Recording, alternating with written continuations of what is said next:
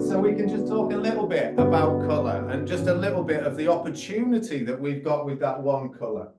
So if I start off, and I start off very simply with that colour of red.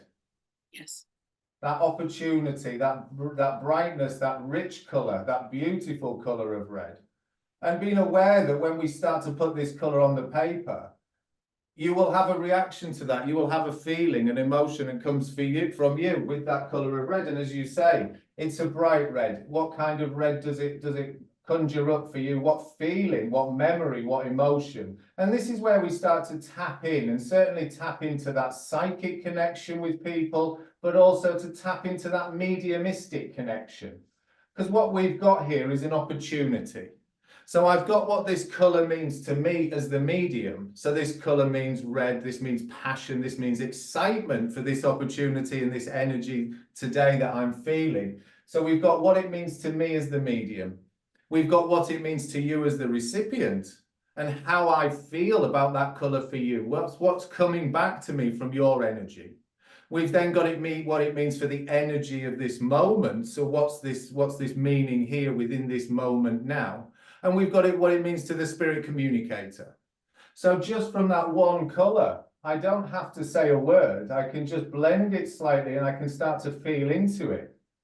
And we've got 4 directions to go. So it's a really huge opportunity. Yes. And you've got where we can just start. I'm like, this is so broad. This is so, you know, a person could look at this and say that's complex, but it's a natural process for us, right? To ease into any one of those 4 places. It's this is where the mediumship, and we start to link in with the mediumship. So we can say, right, we can take that vibration and that energy of that red, and we can feel that. We can soften that down a bit, because for some people, they will feel that red quite intensely. And other people will feel it in a more softer, a more inclusive way. So it's the job of the medium then to feel where that energy sits within us and where that energy sits with the spirit communicator.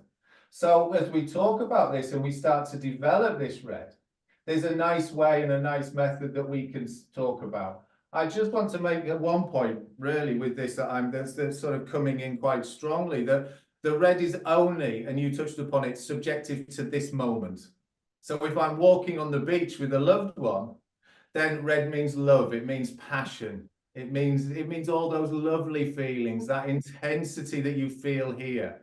If I'm driving in my car, it means stop. It's very much subjective to the moment. So we allow that feeling, we allow that colour to come into our awareness, and we allow that connection to build. So if we're talking about this with the spirit and linking in with the spirit world, what do they normally come through? They normally come through with that passion they had in this life. They come through with that intensity. And we can take that as the colour of red. So they're stepping forward with, I love this about my life. My life on the earth plane was absolutely fantastic. I've got a great connection with you. We start to build that connection and that rapport with the spirit communicator. What we've then got an opportunity to do is start to take in that colour and work with our mediumship. So we can go, right, well, what do we want? We want information. What is mediumship? First and foremost, it's providing evidence of life after death, life when we pass to the spirit world. So we need information about the spirit communicator. We need to know who they are. We need to know what they did. We need to know something about the mind of the spirit communicator, something about the body, the physicality, and something about the soul. Something about their purpose here. So we've got those 3 elements. So if I start to bring in another colour, we've got this connection with the spirit. We can then say, well, actually, I feel this richness here. I feel this earthy colour that seems to step in. And I know that this is to do with the body of the spirit communicator. This is to do with their connection in this. And I feel that they were an outdoors person. I feel there was gardening. I feel they had a strong connection with Mother Earth. So we can go from that red and we can step in to maybe the body of the person, the physicality of the person. If we bring another colour in to do with the mind of the spirit communicator, we can then say, well, I've got this blue. So I know, and this blue within this moment signifies that freedom of thought. So I know that this person was a reader. I know that they liked the different books around fantasy. They like the science fiction books, or they like the thrillers, those kind of books. So we've stepped into a little bit of the mind of the spirit communicator.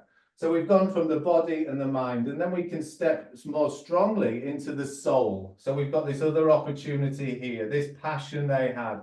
Well, this orange for me says in this time that they liked healing, and the healing was important, that energy of healing and that sensitivity, because it's a sensitive color.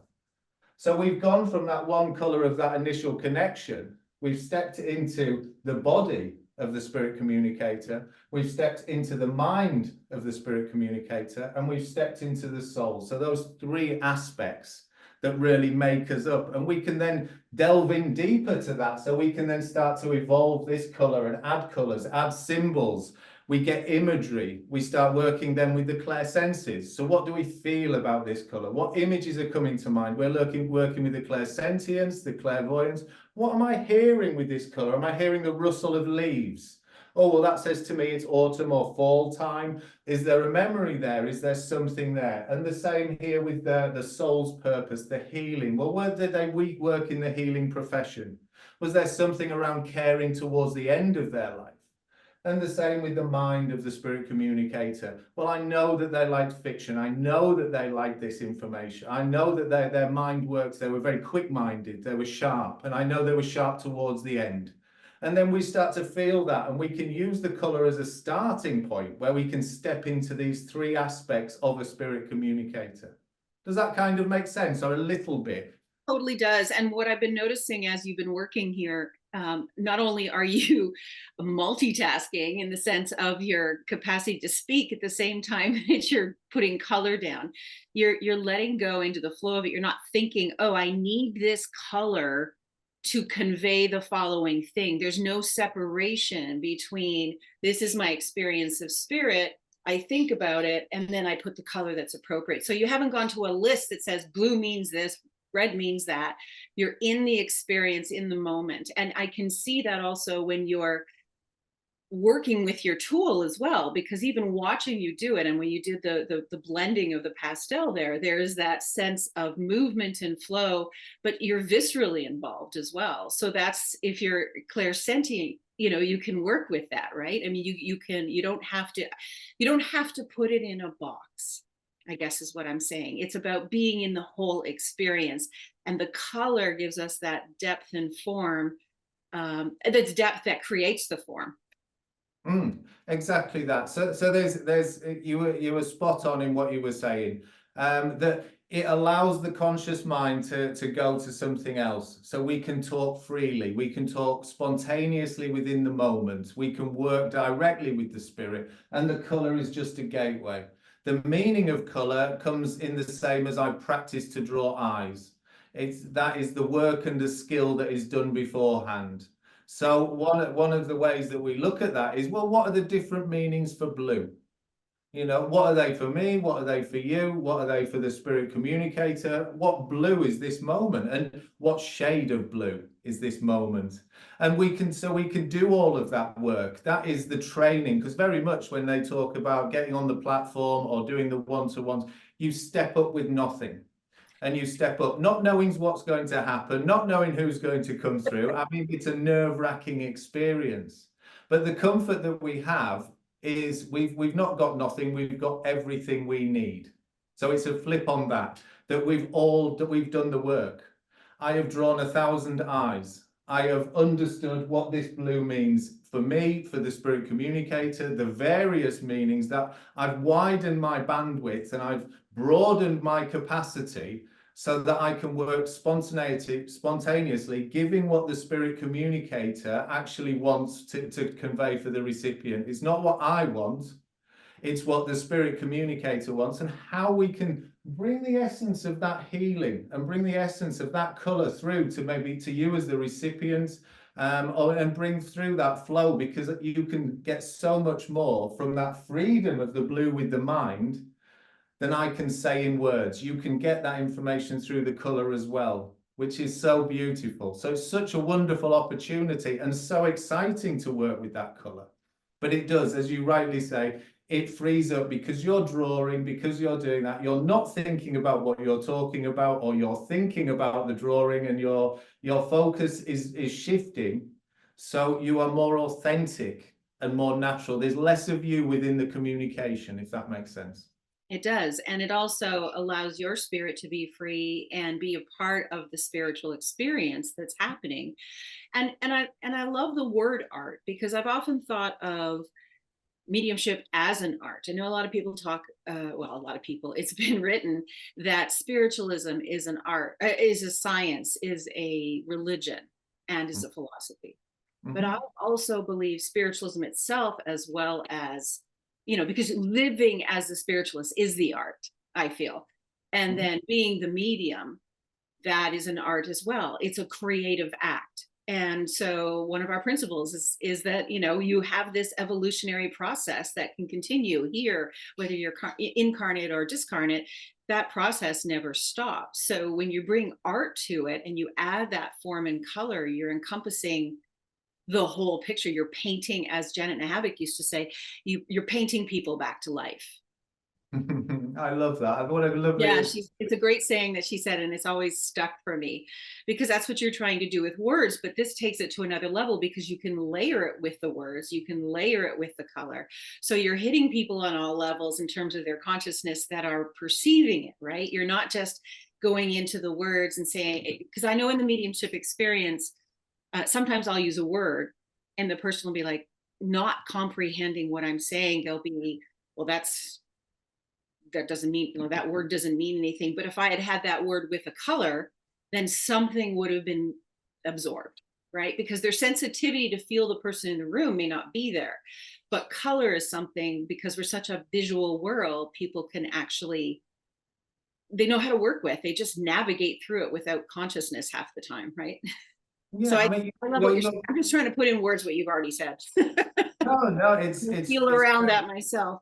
Yeah, it's great, and that's what it is. It's that discussion and that talking about that understanding of color. So what we're doing with that blue is we're giving your words context, and we're giving that healing. We're allowing a more immersive experience and connection with the spirit, because you're getting a visual representation as well as an oral representation. So what we're doing, we're able to convey that on an energetic level. And we're allowed to cascade through that physical, mental, emotional, and spiritual self. Those different aspects of us that we can take on more of that healing. We can feel more of that love. What are we looking for this spirit communication? Well, the art is such a wonderful thing. If we can draw a portrait and we can bring a portrait through that looks just like the spirit communicator and is recognizable by the recipient or the sitter. But also we're wanting that emotional connection. We're wanting to feel the presence of our loved ones. And if this was the shade of blue that they had of their curtains in their house, or if this was something that conjured up a memory of when they were laid on the grass looking up at the blue skies and they could feel the grass around them, they can feel that color, they can see the daisies, that are around on the ground. We can create a scene and an emotional experience for the recipient where they can really embody those memories, embody that essence and that energy and that frequency that the spirit communicator is wanting to bring forward. Because very often it's those times and those little keys of this memory when they were there. This last time that we held hands, the time that you read to me as a child, all these special moments in life that is precious moments and the energy for the spirit communicator, but also a very precious and special moment for the recipient that can really bring forward that energy. And what we're looking at is that underpinning energy of healing. So we're looking for healing from the spirit, that communion from the spirit with people in this world. And, a lot of people, I think, have not understood, in the bigger scheme of things, haven't understood abstract art, because they're not allowing themselves to move into the dimensionality that's right there in front of them and let themselves have that experience, because they've been so conditioned to have a literal face. So I know I don't know a lot of people, statistically, in the United States that use Auragraphs or do. There are a few. There's a handful, and as you explain it, it makes me wonder why we're not all doing it. Like why we're not all bringing this tool and this point of expression to our clients. It just, like you said, it's so all encompassing in terms of its ability to bring knowledge through and connection through.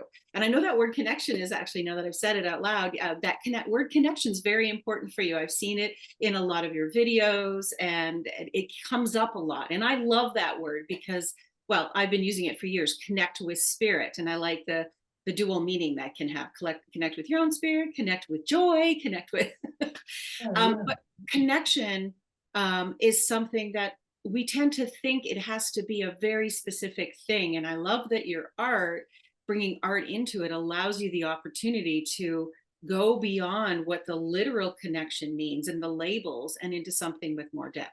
So if we brought something, can you talk a little more about Auragraphs and how they serve people in the client setting?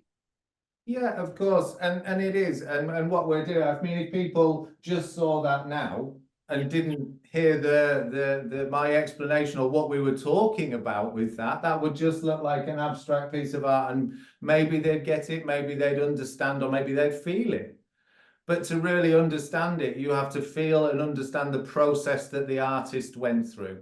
And that's such a great opportunity that we've got with the Auragraphs, is we can make a starting point. So a gentleman called Harold Sharp developed and coined the phrase Auragraph, and he came up and it was done in a circle. So that circle was to represent that connection or that inclusivity of the life and pushing within this world. So that was really the starting point. There were different symbols and things, and they were channeled through him when he was in a trance state, and came through his guide. So it's like using the oracle cards or the tarot or whatever your discipline is, that you can start to bring information. And there's the generic meaning for within the tarot, within the oracle cards, or within the books that you read. But then as the medium, you can go one step further.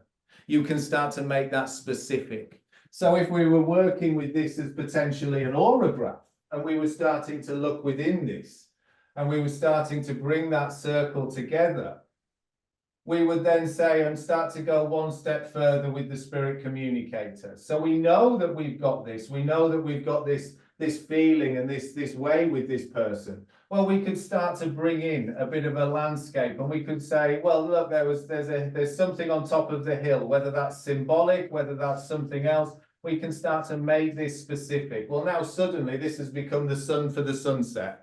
Immediately, right? Immediately. So now we can start to say, oh, well, hang on, well, let's bring in this connection. And because this was where the soul area was, we can leave that and the reflection of the sunset. And we can start to bring in, we'll say, well, their soul was really connected with the earth. That was really their connection. They were a child of nature. And then we can start to bring in, well, the healing was really important.